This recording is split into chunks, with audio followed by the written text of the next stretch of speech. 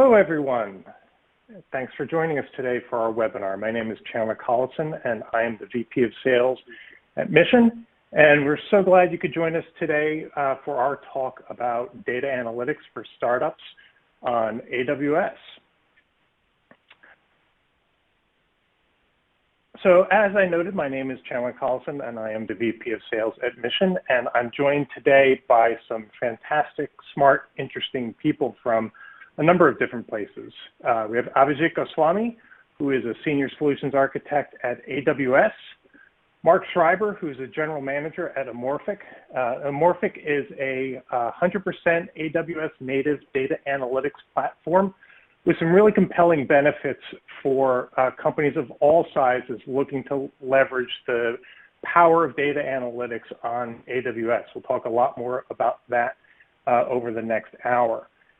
In addition, we're joined today by Joe McGowan, the Chief Software Architect, and Matt Taylor, the Chief Technology Officer, both from a company called Ventacity Systems. It's a building automation industrial IoT startup that's done a lot of work on data analytics on AWS using Amorphic. So quick run through on the agenda and then a little bit of housekeeping before we get started. We'll start off with a little bit about Mission. I promise I'll go super quick so we can get to the heart of the agenda. I'll hand it over to Mark, who will walk us through Amorphic, how Amorphic works on AWS and the kinds of benefits that Amorphic offers to startups looking to leverage data analytics on AWS. Then we'll take a deep dive on Ventacity, look at some of the business problems that they solved using Amorphic and the data analytics tools on AWS. And finally, we will hear from AWS themselves. Abhijit will walk us through some of the data analytics services on AWS. And of course, we'll save some time at the end to answer your questions. Speaking of questions, you're welcome to drop us questions over in the questions section on your BrightTalk interface at any point. We'll answer them along the way as we can or save them till the end. In addition, in the attachment section, you'll notice there are a couple data sheets there about Amorphic and Mission. So feel free to download those if you're interested. All right, so quick overview of Mission. We are an AWS premier consulting partner. We are based in Los Angeles and Boston. We have people all over the country. We cover the entire US. And we work with companies across their cloud adoption lifecycle, from cloud being a twinkle in the eye, not knowing how to get started, through ongoing management and optimization. In particular, we do a lot of work with startups. More than half of our business comes from companies that would be fair to characterize as startups. We are a startup ourselves. We've been around for a couple of years now as Mission. We are formed by the merger of 3 smaller startups. And we really enjoy working in the world of startups where things are changing dynamically. It's important to work efficiently and get to market quickly. Time is of the essence with startups. Efficiency is critically important with startups, and that really informs how we work with our customers at every stage. So speaking of which, one of the things that you'll hear from Mark throughout his part of the presentation as we're talking about Amorphic is how much Amorphic can help you cut through some of the time, get to production faster and less expensively than building your own data analytics platform.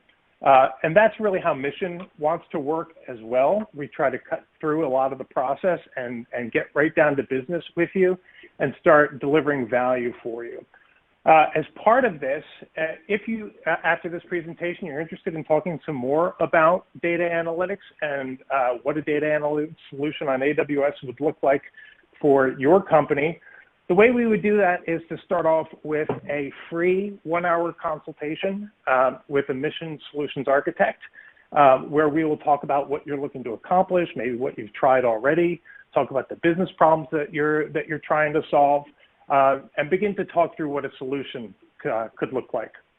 The next step would be a deep dive on some of the specifics of your use case, and we'll walk you through the Amorphic interface in some more detail if you're interested. And then finally, that's all that you need to get started. The next step would be to deploy Amorphic into your AWS account, get your team onboarded and trained up, and then focus on deploying that initial use case. Start to finish, it's less than 30 hours of work from you and your team to get to production. That's not just a POC environment, that's an actual production-ready environment, looking at your real data, and you're ready to do some real analytics. So it's a heck of a lot faster than trying to build it yourself, and we're happy to help you get there if you're interested. And with that, I'll turn it over to Mark Schreiber from Amorphic. Chandler, thanks. That was great. Really excited to be here and sharing the Amorphic and Ventacity story. Before I begin, I want to share and let everybody know, Mission is a critical player here. We have done our due diligence, and in the Amazon Partner Network, we selected Mission to be the exclusive solution partner to the SMB and startup segment. Because of the work that they do, they're recognized by Amazon as a leader and helping startups like you come to market faster.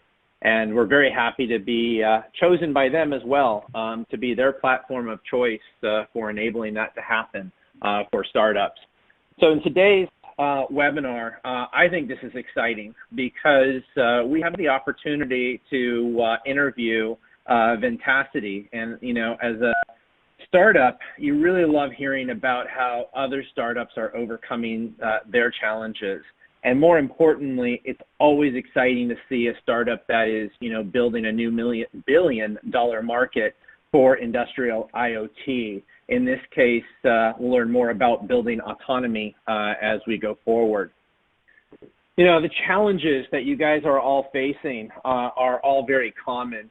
In today's hyper-competitive business environment, harnessing and applying data, business analytics, artificial intelligence, and machine learning at every opportunity is required for startups to be able to differentiate their digital products and customer experiences.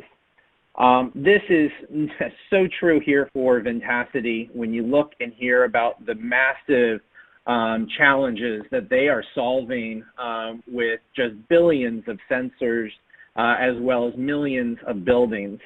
So the challenges that they saw, and we've helped, and we'll discuss how we're solving with them, is one, the ability to remove the data and analytics silos. Data and analytics silos are really key here because when you start looking at, modern startups, they have to be able to have, one common platform for their data that then can be leveraged across any analytics service, whether it's a data warehouse for business intelligence, AI for transforming unstructured data so that it can be analyzed, or semi-structured data as well.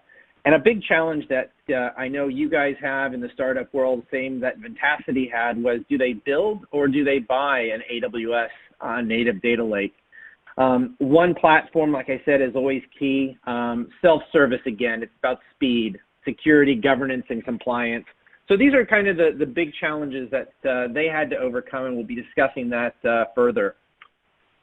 Now, in terms of, why they chose Amazon and Amorphic, we're going to talk about that a little bit further with Joe, and Joe's going to kind of give some background in terms of how they analyzed the opportunities that they had to solve their problems with Amorphic and with Amazon.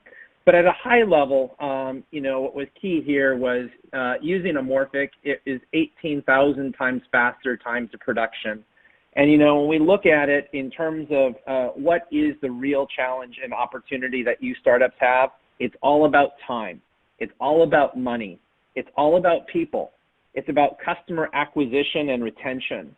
And in doing that, they also looked at managing their budget. And with Amorphic, it provided them with a solution that had all of the Amazon AWS native services without any development, without any engineering, without any coding. integrated across all of the AWS services that we'll talk about in a second. And this really then provided them with the opportunity to do some really powerful transformation and to bring, Ventacity and building Autonomy 1.0, which you'll hear about in a second, to market faster. Now, when Joe and Matt were looking at, how to bring Ventacity and building Autonomy 1.0 to reality, they knew that they needed to have a data lake. When you hear about their story, I mean, they're talking about scaling across millions of buildings, billions of sensors, and really having a new standardized building automation model and framework to take to market. They didn't have the time to build a data lake that had all of the governance, all of the compliance, all of the services that would be required to bring something like this to market quickly. And in most cases, as you look at it in terms of data lakes, sure, you can get a data lake POC up and running in, 3 to 6 man-months.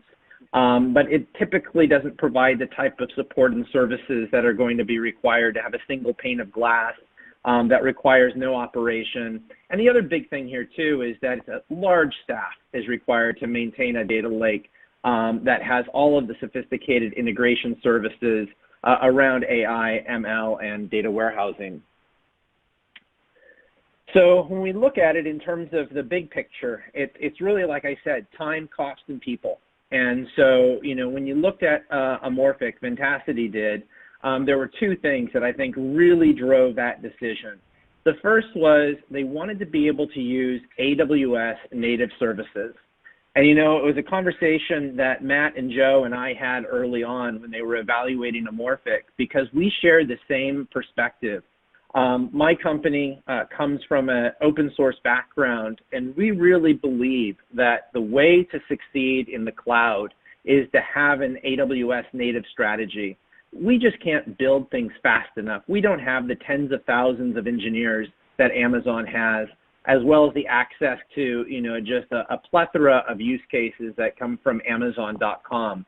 So we made the decision very early that what we were going to do for startups and companies like Ventacity, we were going to remove the barriers that they had to being able to use the entire AWS portfolio without having to do any coding, any integration, give them complete control of their data sets, give them complete control of what users could access, what AWS services, and that's a really powerful business advantage that Ventacity is getting with Amorphic. Now, when you look at it, I was talking about the power of AWS. The power of AWS is significant here, and it's the total sum that makes the difference. And when Ventacity was meeting with me and my team at Amorphic, as well as with Mission, one of the things that they were looking at is, hey, we really do need to have Redshift. We need to be able to do ad hoc querying with Athena. We want to be able to use Glue for ETL. We want to be able to use SageMaker notebooks for rapid product discovery. Not to mention all of the AI services that you will be able to make that unstructured data analyzable. And so when they looked at it, they were shocked because they were on a path to build a data lake. And when they saw that they didn't have to build this data lake, and by the way, they were going to get a data lake that if they had all the money in the world, they couldn't build it in less than 18 months. This was really powerful. And so something to keep in mind about Amorphic, if you're a startup out there, it's about access to services. It's about access to data. And Amorphic deploys into your AWS account. It takes all of about an hour. And there you go. You're off and running and building a business. So in terms of the big picture here, something to keep in mind. So as I just shared with you, Amorphic deploys into your AWS account. So you get all of the advantages that come with that being governance, that being security, that being management, orchestration, automation. And probably the biggest part here for Ventacity is the power of self-service, governed self-service across all AWS data, across all AWS pipelines, across all AWS users. So whether it's IT, data engineers, business analysts, data scientists, or even line of business, it is one platform that now Ventacity can take to market, can then build this amazing community and standardization platform, which we'll talk about in just a second. And most importantly, like I said, it's one AWS native platform that allows them to leverage the complete portfolio of AWS services without any coding, without any integration or development. So what we're going to talk about next, I'm going to be bringing up Matt and Joe in just a second, but I think these are the things when you listen and hear their talk to really keep in mind. You know, as a startup, speed to market, absolutely critical. Joe and Matt had to build something that was going to be powered by self-service. They needed one pane of glass that they could build this new market platform for. They needed to build differentiated products using, you know, all the AWS available services, from artificial intelligence, machine learning, and reporting and dashboards with business intelligence. So I'm really excited to bring on now Matt and Joe, and I'll give by way of an introduction. These guys are absolutely bigwigs. You know, Matt and Joe have been responsible for, honestly, tens, if not hundreds of billions of dollars of business and market expansion here from Silicon Valley. Matt is a seasoned inventor and engineer. He's been with multiple very successful IPO startups in which he was responsible for the technology and vision. And what I really like about Matt is that he really understands how to take a complicated problem and apply standardization. And if you look at the tech space, you know, that's what startups do. They bring standardization to market to simplify complicated problems. And then obviously Joe, these two guys have been together for a long time. Joe's was at Bell Labs Research. You know, his background is just amazing. I mean, he has simplified the internet for all of us. And so just on the right-hand side, you can see that, guys, we're really talking, and I'm really thrilled to be able to have this interview with them. But we're going to learn a lot. So, Matt, if you want to say hi, and Joe the same, we'll get started. Well, thanks, Mark. It's really great to be here. I appreciate you doing this. Absolutely. And likewise, Mark, thrilled to have you here. Oh, you're welcome, Joe. This is going to be an exciting story. So, Matt, let me ask you this. You know, here we are. You guys are tackling a really complicated and interesting new space in industrial IoT and the building automation system. What is it? Because I think a lot of us just, you know, don't understand this space. Could you shed some light on it for us? Well, I'll give it a shot. Of course, it's not really a new space. It's been around for a long time. There are a lot of companies producing building automation systems. Yeah, they are somewhat antiquated, but what they really are just a big monitoring and control system used to operate all the equipment you find in buildings, heaters, air conditioners, lighting, access control, you know, turning on and off the lights and getting it hotter and colder as the building occupants want. You know, Mark, really it's a bunch of machinery and sensors and controllers all connected together along with some kind of a human-machine interface, you know, a UI. Awesome. All right. Thanks for explaining that to us, because I think that'll help with the following questions. So what I wanted to know, and I'm sure the audience does, is, you know, what's the industrial IoT US building automation opportunity? Because as a startup, you're always looking for, you know, large TAM opportunities. Can you share with us what that TAM opportunity is for the building autonomy and automation system solutions? Absolutely. Yeah, it was surprising to me when I got asked to look into this, that 60% of the commercial energy consumption in the U.S. is just due to lighting, refrigeration, ventilation, heating, and cooling, building systems. These are the things that the BAS monitors and controls. That's a lot of energy. If you run the building automation system really smoothly, you get it tuned right, the thing can save upwards or in excess of 30% of the total energy that the building's consuming otherwise. Now you think about that, what can we do to change the carbon footprint of buildings? Well, the BAS is an example, 30% or greater reduction in energy. Okay, so it really is, buildings use a lot of energy. BASs control that energy, and that they can drive a reduction in carbon footprint. The problem, though, is there's 5.6 million commercial buildings in the U.S. alone, and 600,000 of them have a BAS. That means 5 million don't.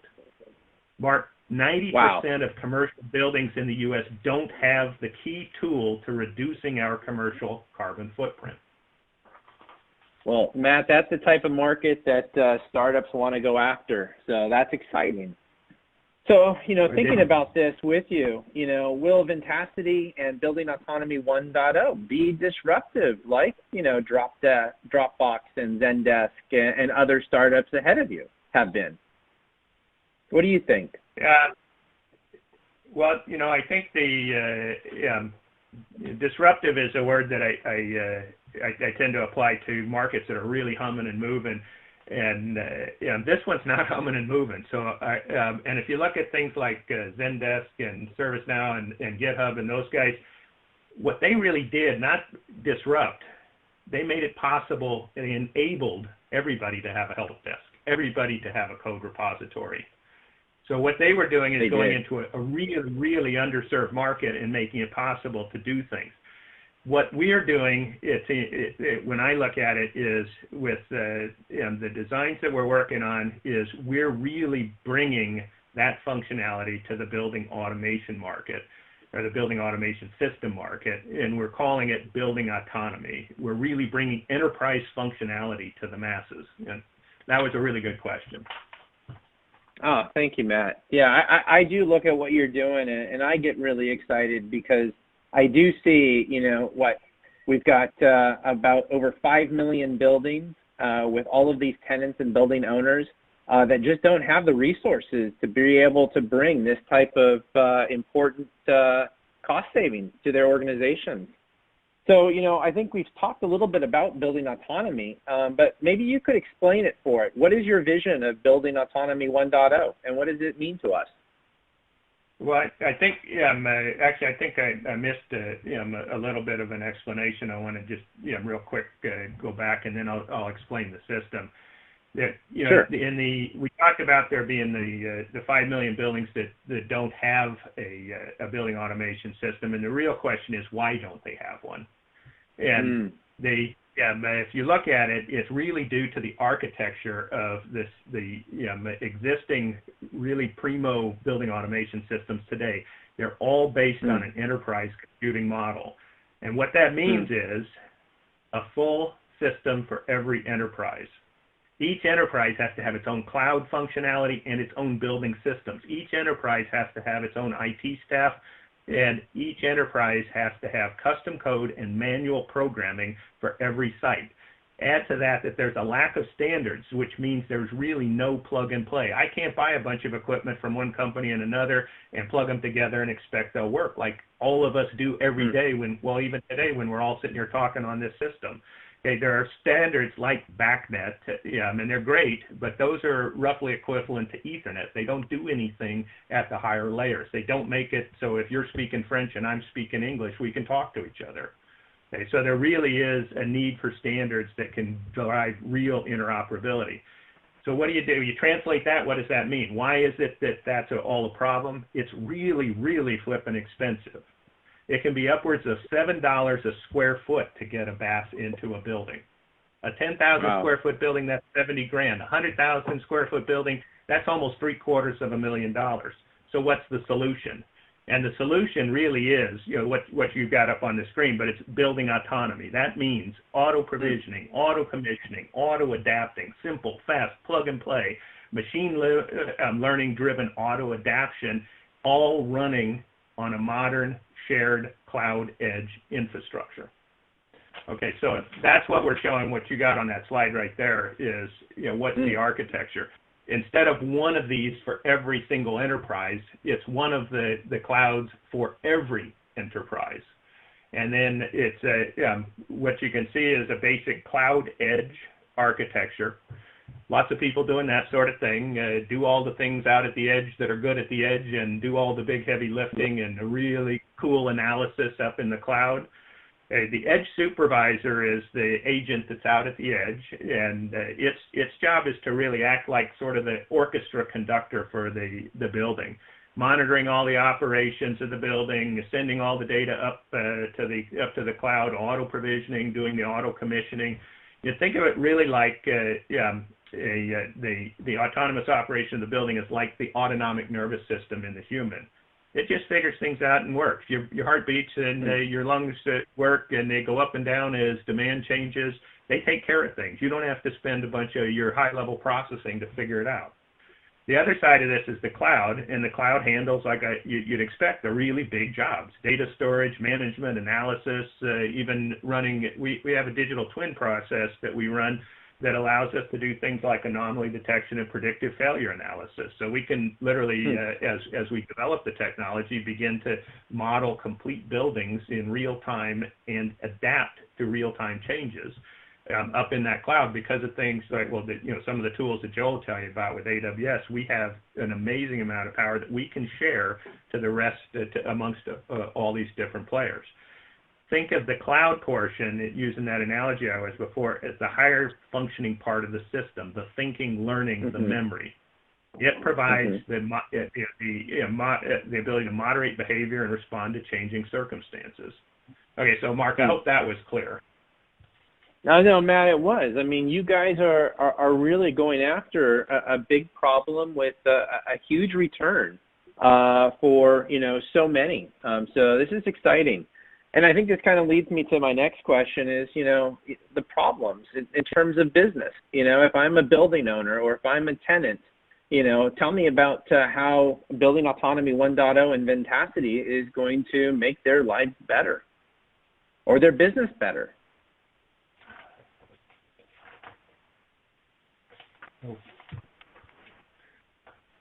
All right. Go ahead. About being expensive to build, Matt. You were just talking about that with lots of custom code development, right? Those are huge problems like you were talking about. I mean, not everybody in terms of building management has a staff of crackpot IT people who can build and operate and manage these types of complicated systems, right? Well, absolutely. So, and what you hit the nail on the head with, we talked about how expensive it was to build and deploy these things. You got to have an IT staff, so it's expensive to operate, and the standards that we talked about briefly don't exist. So, those are really what the problems are. But they deliver a solution that this thing really can fix all of that. The building autonomy. So, awesome. Tell me a little bit, Matt, just tell me a little bit more about the industry standardization, because you've had so much success in terms of bringing standardization to complicated, technology problems. In the standardization efforts that you're doing right now with Ventacity and Building Autonomy 1.0, how do you figure that the standardization work that you're working on will lead to, something really transformational happening for the BaaS market segment? Well, I can tell you that obviously this is a pretty big, ambitious project, and there really isn't any way we could do it alone. You can already see the extensive reliance in the way we're talking on AWS, but there's more to it. You need to have a whole rich environment of things that are going to deliver in order to make this thing a reality. And as that slide showing that through the delivery of this building autonomy, where it's plug and play, where it has that shared infrastructure, you literally plug it in, it all just works, you share all of these awesome resources. This thing is 10 times faster to install. For the installations we've done, it literally takes hours versus weeks. It's literally a tenth the cost to develop and install the equipment and the software for it. It's a tenth of the cost to own it. What we really done is we dropped the cost of this thing and made it affordable through automation and shared infrastructure. And Mark, it's really the key to dramatically lowering that carbon footprint of commercial buildings worldwide. That's awesome, Matt. And I think the proof is in the pudding. why don't you share with our audience what you guys are doing right now in terms of the Building Autonomy 1.0 Alliance? Because I think it's a great story. Okay. Well, so yeah, I'm modeling after something that my old professor at UC Berkeley, Marty Graham, and I did 20 years ago in a company that we founded called Touch Systems, and grew it from a garage up to a public company. And what it really says is, if there's a big ambitious project, you're going to need to have a lot of partners.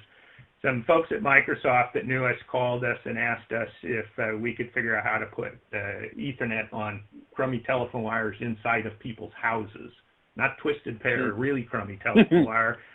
And we looked at it and figured out how to use the technology we already have to do it, and we built a reference architecture.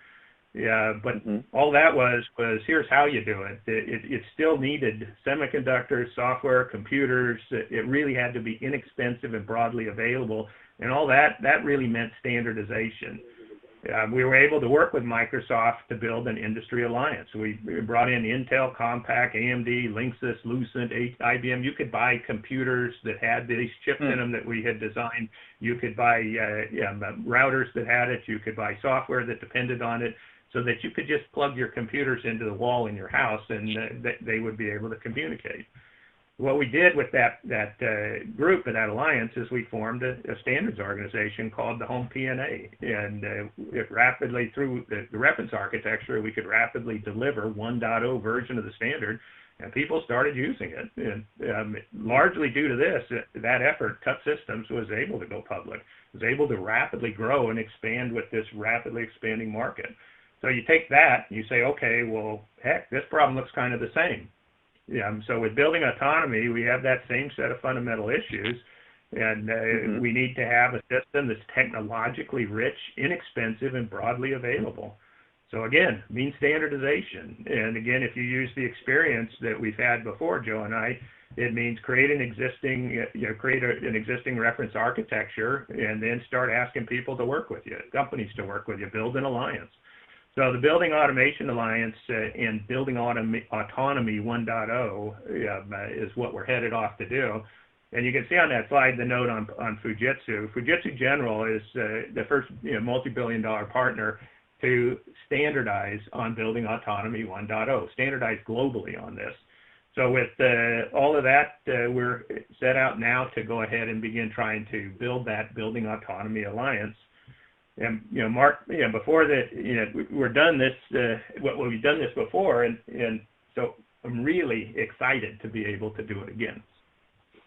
Now, Matt, congratulations. Your vision is really exciting, and now we're going to take it on to Joe, because Joe, you had to make this a reality and solve some really complicated things at scale, didn't you? Yes, Mark. Matt gave us quite a vision to try to implement, and so what we had to do in order to make. No, go ahead. No, I was going to say. So tell us about that. What did you have to do to make this vision reality with Building Autonomy and Building Autonomy 1.0?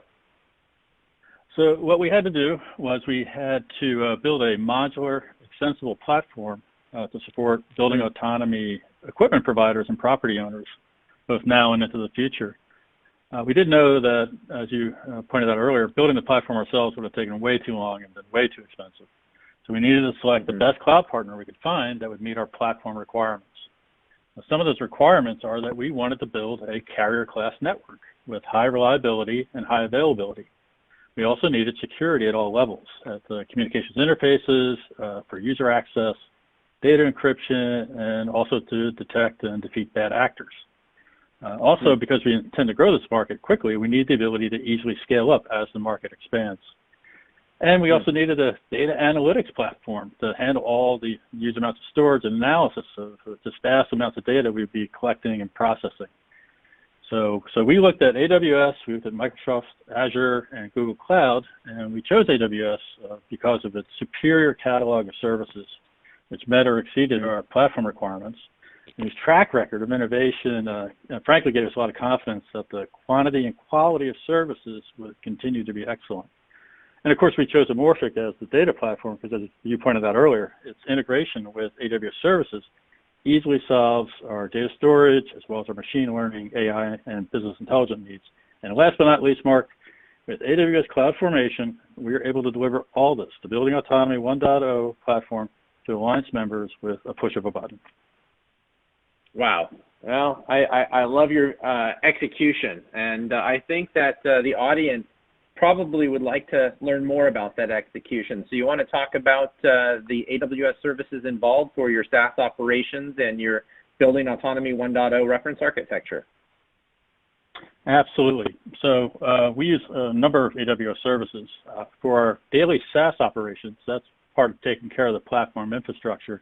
And we use AWS core services that we use to manage and maintain and secure the access to our cloud accounts. We also use a wide variety of AWS security services to protect our infrastructure and to detect and defeat bad actors. We also, as part of our DevOps, we use code deploy to perform live updates of the cloud platform. And again, with CloudFormation, we are able to create a new instance of the platform with a single command, which is excellent. As for the Building Autonomy reference architecture, we use a variety of services. Our remote edge supervisors are able to connect to the platform using a secure VPN. We have active and standby availability zones that provides us that high availability carrier class performance. With elastic load balancing and auto scaling of applications, we can meet the dynamic demand of the market as it grows and grows. And also to assist in all this, we have AWS general services like Cognito, which helps manage and authenticate users, S3 for storage, SNS and SES for external alerts to customers, and Lambda functions to process asynchronous event notifications. Finally, we also utilize the Greengrass and FreeRTOS services from AWS as part of supporting IoT edge computing, as well as Elastic Container Repository and Fargate for deploying partner applications into our cloud platform. And last but not least, Mark, data analytics with Amorphic. We are collecting detailed sensor, equipment, and building data 24/7, 365, and Amorphic secure, extensible data lake and integration with SageMaker and Forecast allows us to build our building autonomy algorithms and applications. Wow, Joe, you've been certainly busy, and I think what's really important here in the work that we do with other startups like you is some of the things that you shared. In that one, you just can't do this somewhere else. That portfolio of solutions and services that Amazon brings to market, like Greengrass, really allows a company like yourself to put these pieces together rapidly and, solve important customer problems without having to do extensive development engineering yourself. Isn't that right, Matt? Isn't that right, Joe? Sorry. That's absolutely correct, Mark. That a lot of these, AWS has solved a lot of the basic problems for us, so that allows us to focus on our customer application and our market applications, knowing, having the confidence, again, that AWS has solved all these core problems and that these solved problems we can build on to provide our value proposition to our customers with the Building Autonomy reference architecture.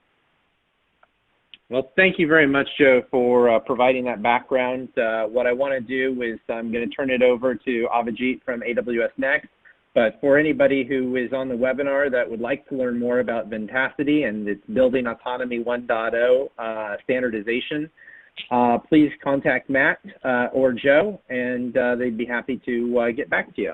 So Matt, Joe, thanks so much. Really look forward to following your success.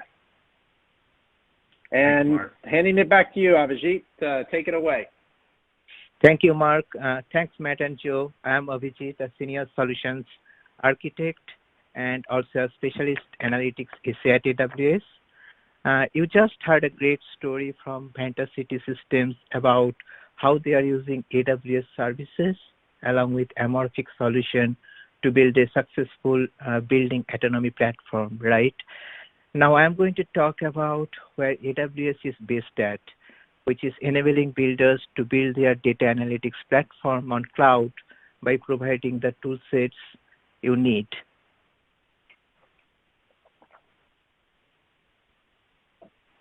So we hear from companies all the time that they are looking to extract more value from their data but where they struggle is to capture, store, and analyze all the data generated by today's modern and digital businesses.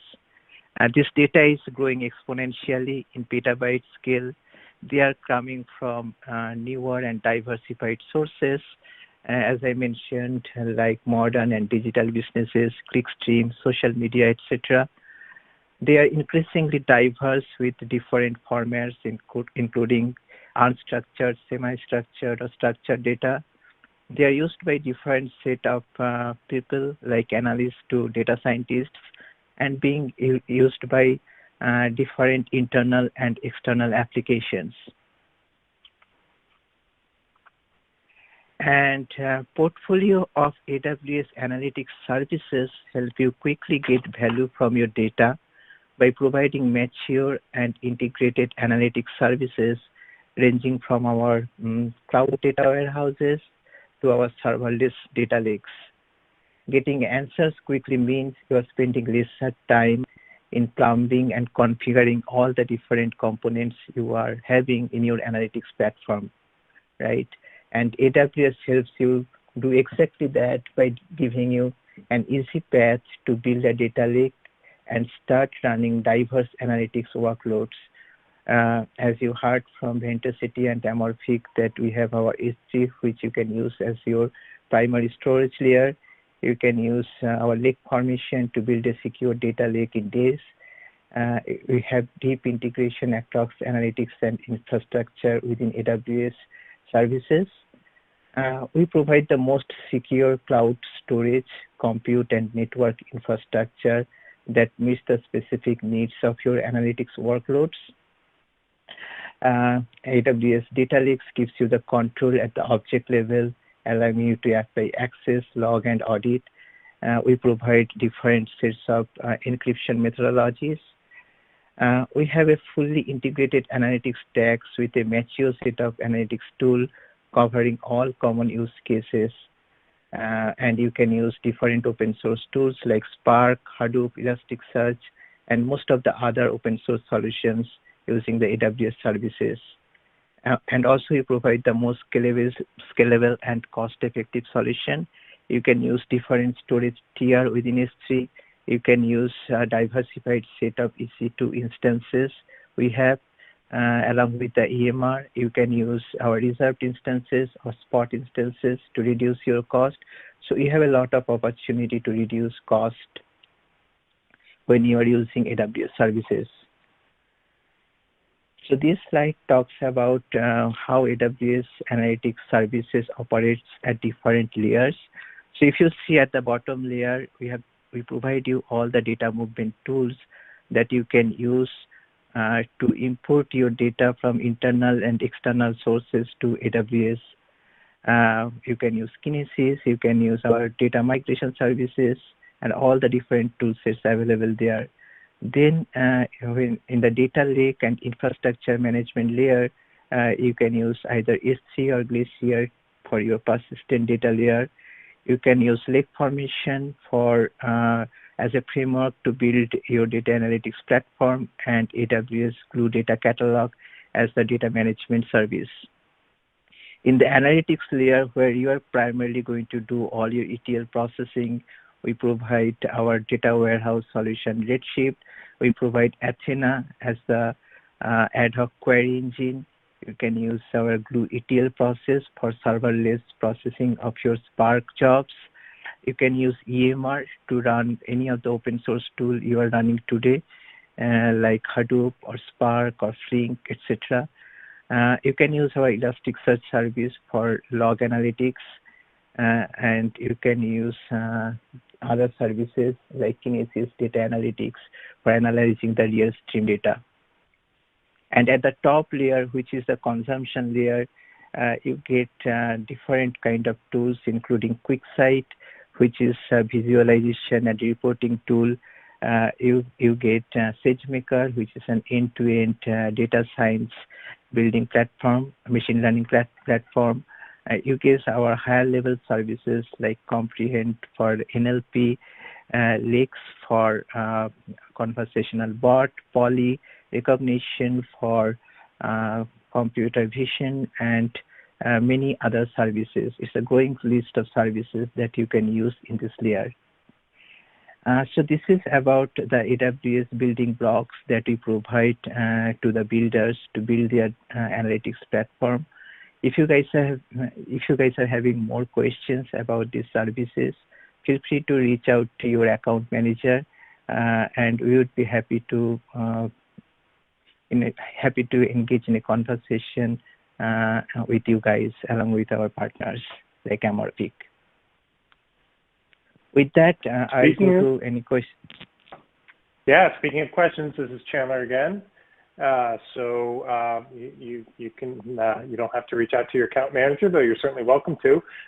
We're happy to take questions from anybody else, from anybody in the audience. You can just type them into the question box. That's correct. Yeah. So a couple questions have come in. First one, does Amorphic deploy to my AWS account? I'll answer that on a quick level, and then Mark, I'll hand it over to you. The short answer to that is yes.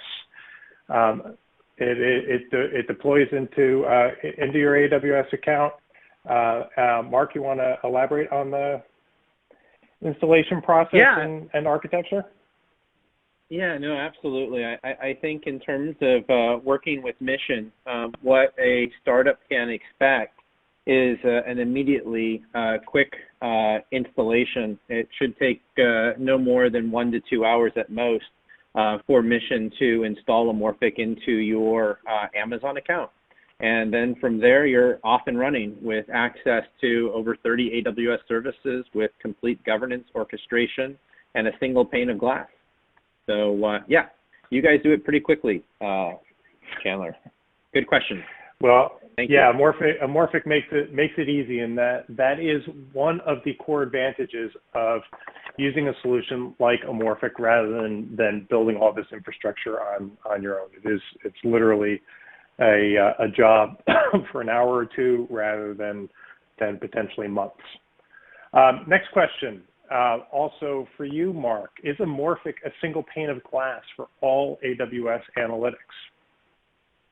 Well, it is, and let me turn that over to Joe. Joe, since you're a user, you want to share a little bit of your experience in terms of how Amorphic makes your job a lot easier with access and governance and orchestration of analytics for Ventacity.